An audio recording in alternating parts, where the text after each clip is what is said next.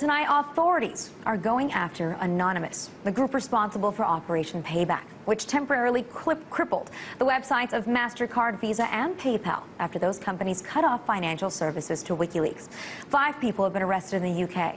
And yesterday, the FBI executed 40 search warrants across the U.S. as part of their ongoing investigation into who's responsible for the DDoS attacks. Now, the FBI hasn't said whether anyone in the U.S. has been arrested, but they did confirm that there is a link with the arrests in Britain. And they said that if people are charged here in the U.S., those people could face up to 10 years in prison. So a transatlantic operation is now going after the hacktivists. But will it stop them? Joining me to discuss it is a source within Anonymous. Thank you for joining us tonight. Now, first, I just want to ask, on behalf of Anonymous, are you guys surprised that the authorities are going after you here? It is a horrible shame that they continue to go after us, but it doesn't surprise us at all. I mean, we've been aware for months that Scotland Yard and the FBI have had ongoing investigations against Anonymous. It's kind of, I think it's the kind of their quest to bring down the whole of Anonymous, and they're never going to succeed. They kind of think that all of our base belong to them, and they're very wrong. Why do you call this a shame? Do you consider that what you've done is a criminal activity, or is this a peaceful form of protest? I've seen some of your statements claiming that. It's a shame that they continue to try. They're never going to stop the whole of Anonymous. DDoSing is not malicious. It could be considered a cyber sit-in, you know, an online protest. It's not harmful. It's much like, well, think of it much like blocking an entrance to a building like a bank or a shop. We're not breaking windows of buildings. We're not destroying parts of websites.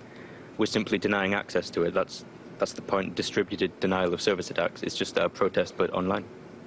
Now, it seems like there's an international effort going on between the UK and the US. And I know that you guys wrote out a statement for the British government. Do you have anything to say for the US government now that you know that they're working together on this one? At the moment, I can't speak for the whole of Anonymous, but we do not have a current US government press release. It might change, so we just say keep your eyes peeled on the internet. But how do you take these actions from the U.S. government, executing 40 search warrants all in one day across the U.S.? Oh, we're taking it quite well. We're trying to find out who it is. We're trying to support people. It is a pain. Again, we're not worried that they're going to catch all of us. Hold on, sorry. My connection is giving me issues. Are you still with me? You can keep talking so we can see if we can still hear you. I think that we may have lost our Anonymous representative. Please tell me if you're still with us and your connection is better. I think that we may have lost him there. I think we're trying to redial, but 40 search warrants, like I said, were served yesterday by the FBI across the U.S., and they said that they haven't yet arrested anybody, but these people could face up to 10 years in jail. Now, if you remember, we've spoken to officials from Anonymous, or representatives, excuse me, a number of times on this show, especially after the first time that they decided to go after the websites of MasterCard and Visa in response to WikiLeaks. And Anonymous also has come out recently in support of what's going on in Egypt. They say, they even wrote a letter saying that this is a warning to the Egyptian government. They are not about censorship. As you know, the Egyptian government, as we spoke tonight, shut down the internet. They also shut down all cell phone communications. And I think that we have our Anonymous official representative back now. Since I was speaking about it, I was just mentioning that Anonymous released a statement in which you also were supporting what's going on in Egypt right now. Is that correct? Yes, we're supporting firstly, sorry for my connection there. Yes, we're supporting the protesters in Egypt. We have been, well, of course, the internet has been shut down in Egypt. We've been sending faxes of WikiLeaks documents to Egyptian locations like schools. We're trying to get people involved in WikiLeaks, trying to help people out. We're also trying to make sure the internet is well spread there. Most internet ISPs in Egypt have been shut down. There's still some dial-up going on that the government used, so we've been trying to help people with that too. Now, in regards to you know, the investigations by the UK and the US, what's your plan here? I know you can't give us the exact details, but is there you know, some kind of a plan for retaliation? I can't tell you for certainty that we have a plan for retaliation. There could always be an idea that gets sparked between Anonymous. It could always happen. Mainly, I'm just baffled by the FBI's statement about this, that DDoSing can earn up to 10 years in prison.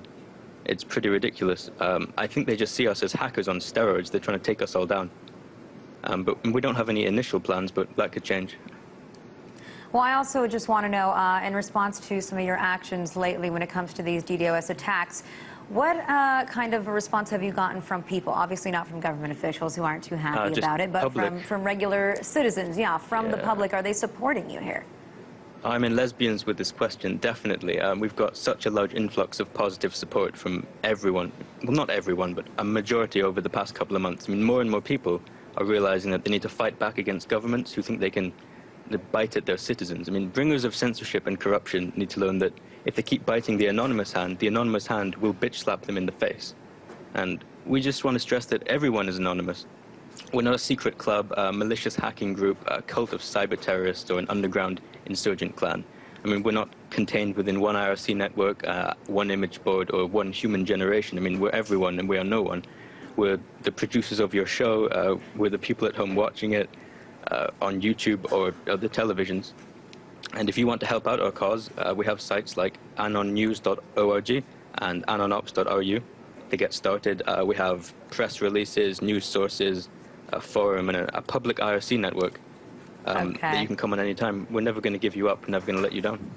I think that some of our producers here on the Alona Show might counter that statement, but thank you very much for joining us.